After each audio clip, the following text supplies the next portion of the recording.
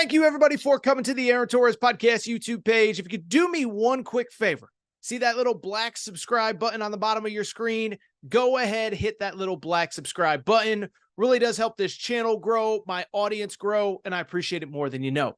Also, quick thank you to our presenting sponsor, Betfred Sportsbook and the Betfred Sportsbook app. Bet $50 on any game. Get up to $1,111 in free bets courtesy of the Betfred Sportsbook. Thank you again. Now, here's the video that you came here for. There's been a topic here that I've talked about a lot on the Aaron Torres pod over the last couple months. That topic is college sports realignment and expansion. And I know at this point, it's kind of like, Torres, dude, have we not talked about this enough? But I do for a couple things. One, I'm going to stop talking about it as we get closer to actual games being played, because then we're going to have real things to talk about. But right now, it's still a little bit of a quiet time. But I also keep talking about it because, one, it's what you guys want to hear. And two, it really does reflect on the future of college sports. Everybody's kind of got their eye on what everybody else is doing. We're obviously keeping an eye on what's going on with the Pac-12. Are they going to survive? The ACC is on thin ice, although their TV contract is a little bit longer, which buys them a little bit more runway. The Big 12, are they going to expand? The SEC, by the way, are they going to expand? The Big 10, are they going to expand? These are constant conversations.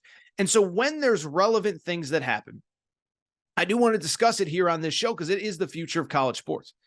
And so I bring it up because this week I thought we got not one, but two very interesting realignment conversations that happened and two very interesting realignment pieces of news that happened as well. Let's get to the first one, and it comes from the mighty SEC. That's right, obviously on top of all of the coaches in the SEC speaking at SEC Media Days this week, also Commissioner Greg Sankey spoke as well. One of the things he was asked about was expansion.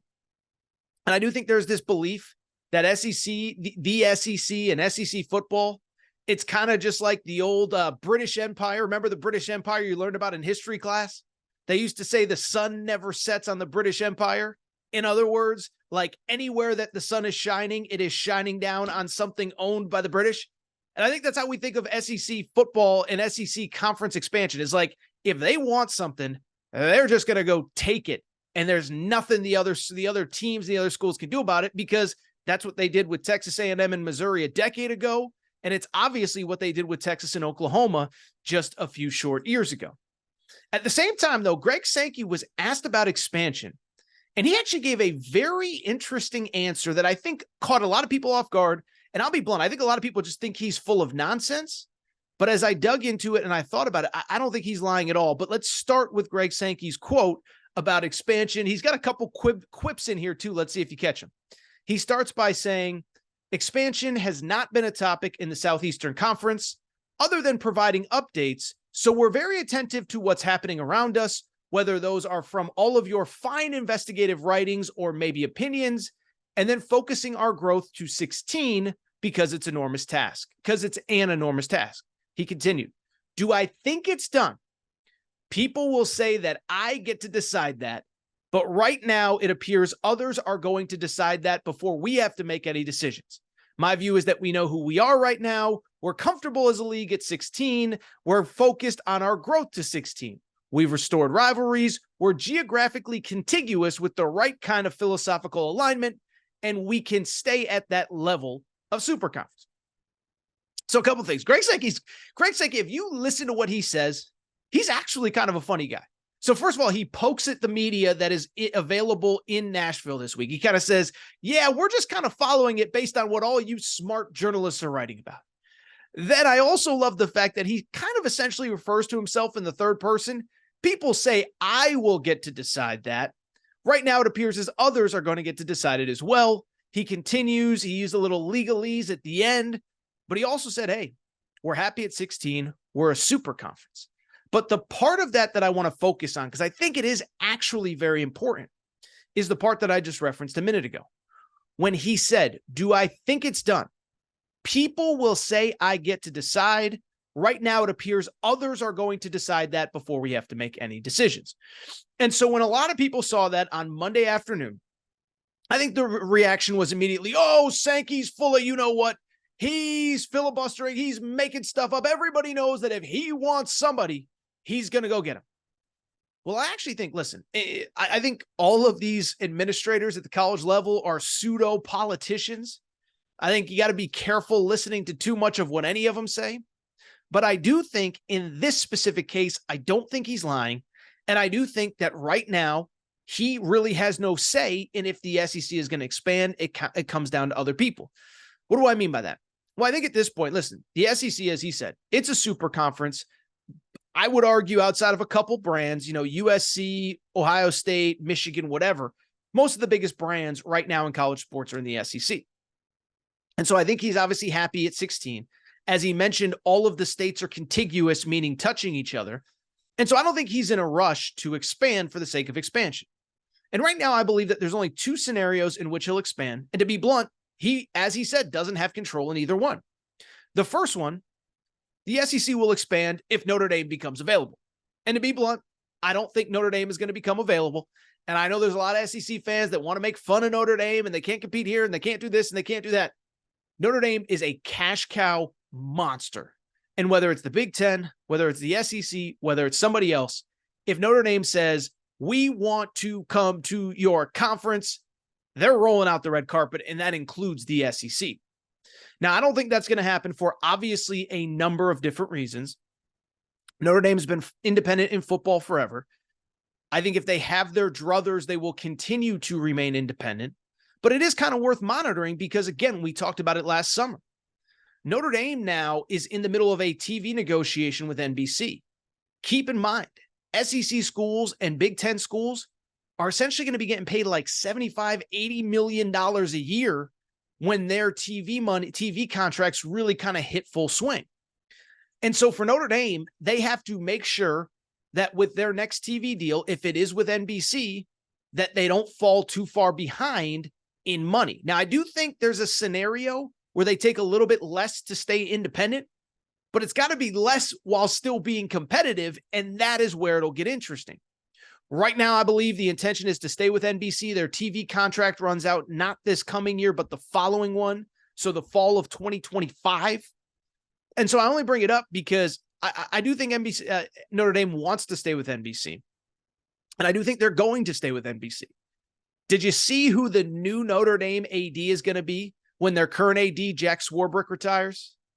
A guy named Chris Bevilacqua. You know where he's coming from? NBC Sports. Literally, they're hiring a guy from NBC while in the middle of a TV negotiation with NBC. By the way, shout out to Chris Bevilacqua. Talk about burning it on both ends of the candle. Guys, burning it on both ends of the candle. But I bring it up to say, yes, if Notre Dame becomes available, I think the SEC is absolutely interested. I'm just not sold that they're going to become available. The other, and oh, by the way, as Greg Sankey said, that's kind of out of our control. The other scenario where Greg Sankey and the SEC, I believe, would expand is if the ACC breaks up. And I don't think that's a big surprise. What I do think is surprising, though, my hunch is that the schools the SEC is actually interested in may not be the schools that everybody thinks they are. First glance, I think most people would think if the ACC breaks up, the SEC is going to gobble up those two big major state school football powers, Clemson and Florida State. It's interesting, right? Because the SEC has won 14 of the last 18 national championships in college football. Of the 4 that they haven't won, 3 have been won by either Clemson or Florida State. The only other one, Ohio State. That is incredible, and that is insane. And so I only bring it up to very simply say, my hunch is that most people believe that those would be the 2 candidates to join the SEC. I actually think it's not them. I actually think that North Carolina and Virginia, 2 massive state schools, 2 great academic schools, and 2 schools in states where the SEC currently isn't in, I think they would become priority for the SEC, again, if they become available. Now, granted, those 2 schools would become priorities for the Big Ten as well. Now, do I think the SEC would also take Clemson and Florida State? Yeah, I probably do. I don't think they're going to 18. They'd probably go to 20, but I think they'd want North Carolina and Virginia in a perfect world. But again, as Greg Sankey said, what does it come down to? It's kind of out of our control. It sounds crazy. It sounds dumb. It sounds like Greg Sankey's trying to put wool over our eyes. That's not the case at all. Remember, as of right now, the ACC's TV contract runs through 2036. 2036, okay? So the Pac-12 doesn't have a TV deal beyond a year from now, which we're going to talk about in a minute. But the flip side is the SEC or the ACC, they are stuck in their current TV deal until 2036. Now, it's interesting because everybody I talk to in the realignment space, everybody knows that the ACC is trying, the big schools in the ACC, the Florida States, the Clemsons, the North Carolinas, are trying to get out of that TV deal. And I keep hearing from people in those circles, in those realignment circles, oh, they're getting close. They're getting close. And it's not to criticize any of my people that I talk to, nothing like that. But at the same time, here's my thing. I've been saying on this show since the day Texas and Oklahoma announced they were trying to leave, or they were going to leave for the SEC, that there were several schools in the ACC trying to get out of their TV deals. Problem is that contract's pretty airtight. Remember, the reason that that contract was written the way that it was to make sure that everybody stayed in that conference for the duration of the TV deal. It was to protect the 14 schools in that league outside of Notre Dame, who is the 15th school that plays football or plays all sports other than football, excuse me. And so I keep hearing from all these real life, oh, the ACC is close and this school's going to break off and that school's going to break off. It's like they've been trying for 2 years. And beyond that, the whole contract was written in a way to make sure that nobody could break the contract if they wanted to. So I will believe that the ACC is going to break up when I actually see it. Not saying it can't happen, not saying it won't happen, and not saying it won't even happen soon. But I just don't buy that it's that easy to get out of that TV deal. If that were to happen, the SEC would expand. But I'll tell you this, Greg Sankey, in this particular case, I don't think that he's lying. I don't think that he's lying when he says, like, look, we're chilling right now. Now, if something gets thrown on our table, we're certainly going to listen. But my hunch is that right now, Greg Sankey and the SEC are staying at 16 until something big happens with either Notre Dame or, more realistically, the ACC.